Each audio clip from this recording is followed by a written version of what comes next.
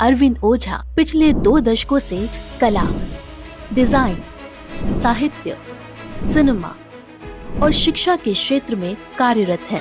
2023 में G20 summit के दौरान इनकी लघु फिल्म का विशेष प्रदर्शन किया गया। अरविंद ओझा को कई अवसरों पर विभिन्न पुरस्कारों से भी सम्मानित किया गया है। तो एक आम मनुष्य, आपके और हमारे जैसा इंसान, अहंकार से अगर दूर रहना चाहता है तो उसको क्या प्रैक्टिस करनी चाहिए डेली बेसिस पर, ताकि वो ये समझ सके कि वो करता नहीं है, वो कर्म करने आया है, प्रकृति का ही एक पार्ट है, वो प्रकृति से बड़ा नहीं है। दीपिका, सबसे महत्वपूर्ण होता है ऑब्जर्वेशन। आप ये देखिए कि मनुष्यों के अलावा और किसी में अहंकार नहीं है जी। एनिमल में है, लेकिन एनिमल में तभी तक होता है जब तक उसकी जरूरतें पूरी नहीं होती है। किसी वृक्ष में अहंकार नहीं है। यहाँ पे गुलाब खिला हुआ है, वहां पे कमल खिला हुआ है, यहाँ पे पेड़ है, अनेकों तरह के पेड़ हैं, पहाड़ हैं, नदियां हैं, पूरी प्रकृति में अहंकार है ही नहीं।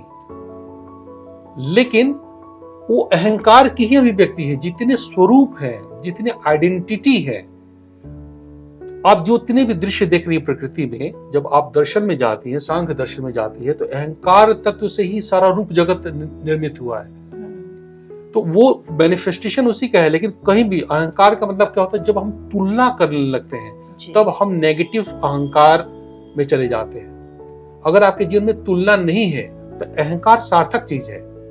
आपका जो स्वरूप है, जो आपकी आइडेंटिटी है, जो आपका बोध है, जो आप क्रिया कर रही हैं, ये सब कुछ अच्छा है। लेकिन जैसे ही आपके जीवन में तुलना आया तब आपके अंदर अहंकार में विकृति आ जाएगी। तो सबसे इंपॉर्टेंट है कि आप जो हैं उसको आप एक्सेप्ट करें।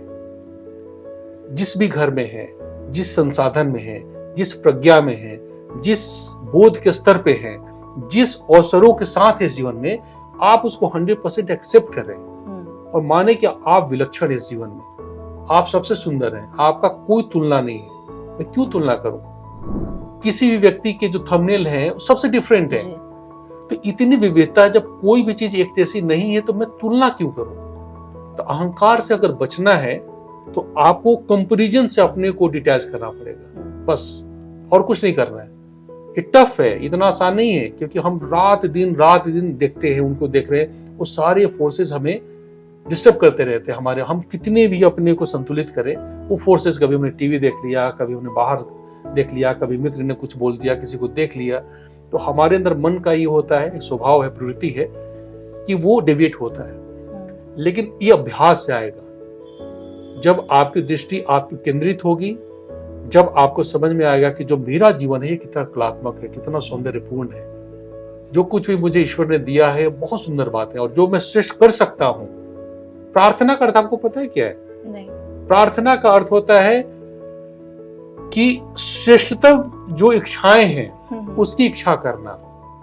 अर्थना, प्र और अर्थना, प्र मतलब विशेष होता है, अर्थना मतलब श्रेष्ठ इच्छाओं।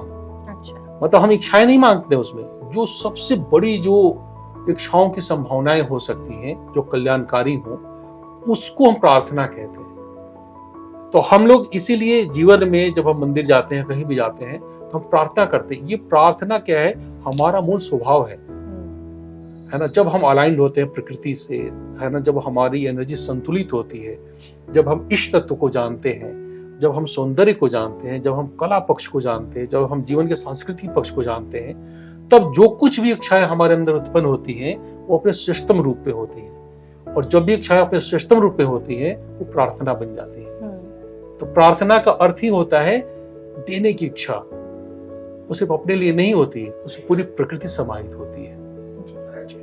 Thank you so much sir. आपने जो एक सबसे बड़ी प्रॉब्लम है एक मनुष्य में, उसको कितने आसान शब्दों में आपने हमें समझा दिया। आपने समझाया कि जहां आप इच्छा रखेंगे, जहां आपकी शक्ति बढ़ेगी, वहां अहंकार का एक जो नेगेटिव, मैं कहूंगी कि वो रूप है, क्योंकि अहंकार तो आपने बताया कि जरूरी है एक इंसान के लिए, लेकिन आप उसको समझिए कि वो अहंकार नेगेटिव है या पॉजिटिव। अगर नेगेटिव है तो आपको उस पर काम करना है। आपको ये समझना है कि आप इस प्रकृति का एक मात्र छोटा सा हिस्सा है, पर अगर आप उससे अलग होकर पॉजिटिव सोचते हैं तो आपका अहंकार आपके लिए प्रगति ही लाएगा, सक्सेस ही लाएगा। Thank you so much. Thank you thank you. तो देखा दर्शकों, आपने कितनी ही आसानी से ये बात समझ में आ गई कि हमें क्या करना है और क्या नहीं करना है।